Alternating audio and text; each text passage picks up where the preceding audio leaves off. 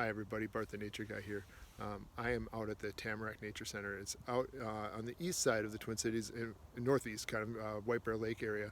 And it is a beautiful nature center. It's got wonderful walking trails. It's got great places for kids to play. You'll probably hear kids right now even kind of yelling in the background and running down hills. And it's got some wonderful nature or like natural play areas. There's a place way out in the woods where like even older kids have brought in huge sticks, like 20-foot long sticks, and made these giant structures. I'm going to take some photos today as I'm walking when I run into those, and send them to your teachers as well, just so you can kind of see, since our kind of camping wilderness stuff was based around building structure and lashing poles together. They didn't use any strings with these. They just used the sticks themselves as their kind of design agents for the structures they built. Oh, I have a wonderful crow overhead too. So this week's invitation is called Go Green. We've been dealing with kind of the decay of winter, and everything's kind of unfolding in front of us right now, and we're going to start to see the greening of spring. Like, there's no leaves on the trees yet, but there's little buds, but there's still lots of green. If we pay attention, there's still lots of green that has maintained itself over the winter or is just starting to emerge. And so this is going to be kind of a visual invitation this week. But if you remember, whenever I do these invitations, I always try to have us bring our breath to kind of a present place. Inhaling and exhaling through our nose.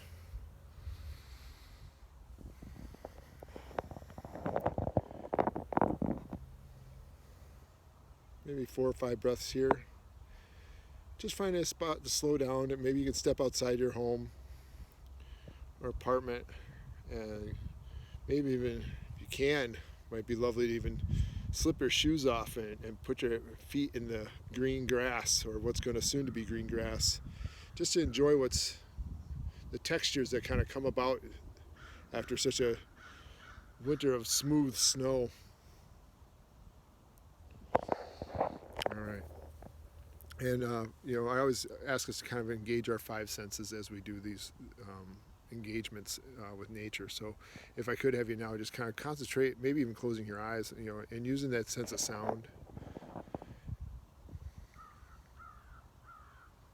I'm hearing the crows and lots of birds this time of year. Some are been here all winter, and some are migratory and coming through.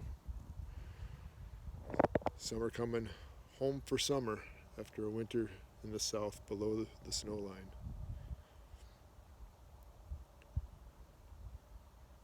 Maybe what's that thing you can hear furthest away? Maybe what's that thing you can hear closest to you?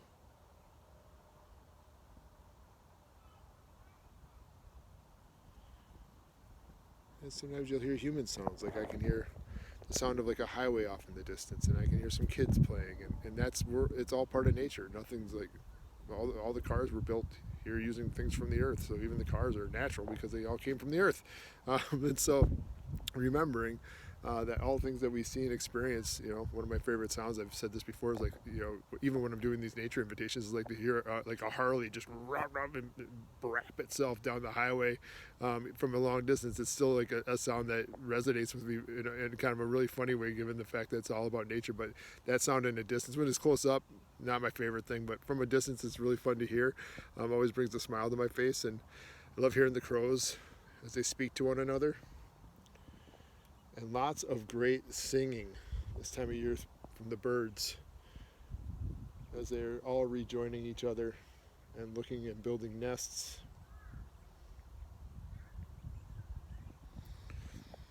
And what do you notice?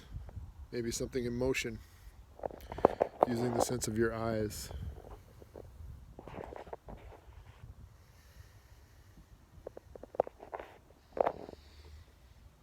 I'll walk you over. I can just see, even with the slightest breeze,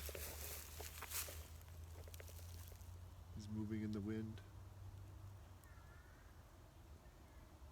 Just concentrating on maybe that thing close. Maybe there's a bird far off in the distance. Maybe if you're in the city, you like looking at the downtown area. And something I like to do, especially when I'm around a lake and you get kind of some distance, is maybe you see some of those high rises. And those are super interesting to look at using our vision as well. And moving on to our sense of touch. You know, we have this wonderful sun on us today. It's not always going to be the way, especially in springtime. We tend to get some pretty cold rains out there too, but that brings on puddles, and those are fun to mess with as well. So splashing in puddles is a fond memory for me. So, and running popsicle sticks down the side of a street as the water's rushing the water through the streets, and so all of it is fun and works for me. But you know, right now we're just get to enjoy the sun. It's kind of, as soon as I tip it up, it kind of blocks out any of the camera, but I'll let you enjoy maybe that sense of warmth on your skin, or the breeze that kind of transitions from kind of the back of your neck. Like, to me, I often wear a hat, and I got that sense of warmth underneath my hat, but my neck and my cheeks feel it, kind of a contrast. Maybe you can find something. See how it's so crispy after making it through the whole winter in these pods as they're going to drop.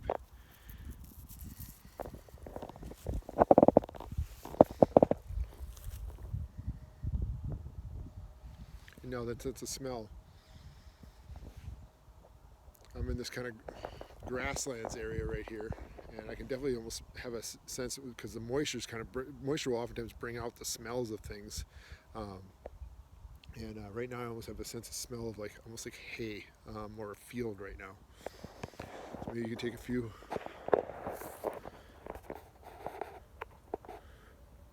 moments to be with your sense of smell.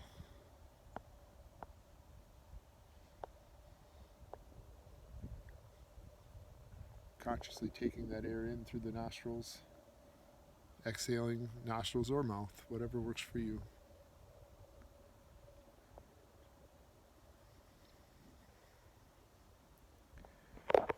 And the last one is that sense of taste. And so I've said this before, but it's one of the ones that was kind of the most interesting for when I was doing my work in this area. Just thinking about tasting the air was kind of an odd construct for me. And so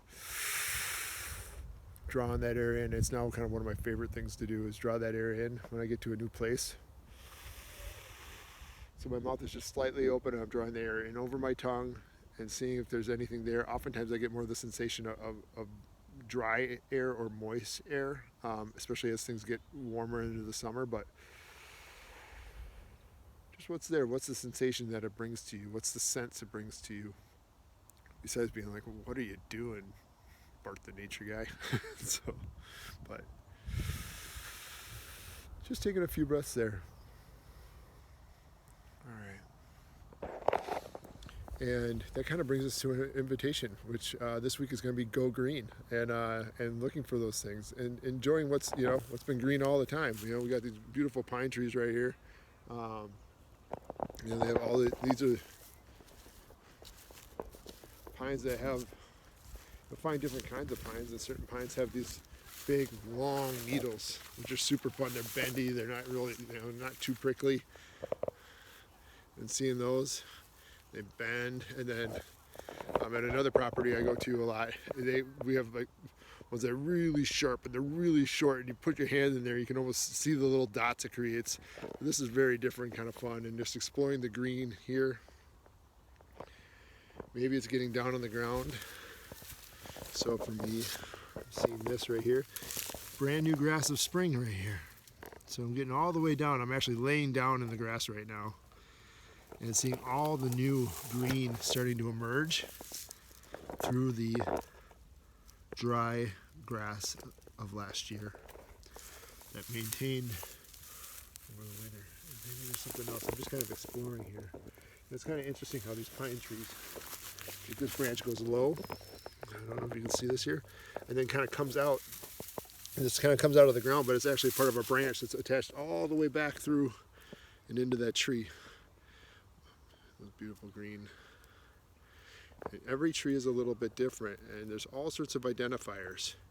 And I'm wondering if you guys go through that in your biology classes. But so this one, off of each little piece here, so there's one base, and 2. And just kind of exploring, maybe seeing what, if you do have an evergreen around you, what kind of evergreen it is, what kind of conifer tree it is. There's all sorts of different kinds. I'll see if I can go over this way and see if there's more green. It's just kind of exploring what kind of green is around you right now. So this invitation is kind of about color, but it also brings us to a time of spring where pretty soon we won't even think about green. It's not, everything's gonna be pretty green. Oh, we have some nice moss right here. Here's some hitting down here. Oh, it's super soft. It's just to the touch. And it's mixed in, and when you look, there's actually a lot of it. I don't think I can zoom in with the camera, but if you zip way back in here, see here, way back over that way. I'm terrible with that finger stuff, guys. It's the worst for me. So, but back in here, there's almost like a little game trail right here too. So I don't know if you can kind of see it. There's like a little tunnel going right through here, and you can see where it's matted down, and there's a little bit of transition of how the leaves sit on the ground. And that little shift generally lets you know that there's something that's kind of using this area on a regular basis, and it's disturbing the leaves on the trail, and so it stirs it up so the leaves on each side have a certain look, and then there's a little bit of disruption through the middle of that path. And so that's something I'm noticing as I'm getting down here looking at the green moss. We have long grasses that are coming forward already that probably looks like they lay dormant all winter in a green state and are coming back already. And then there's also kind of the green on these trees. Even the old dead sticks still have some green left over. So there it is, folks. That is the nature invitation for today. It is go green.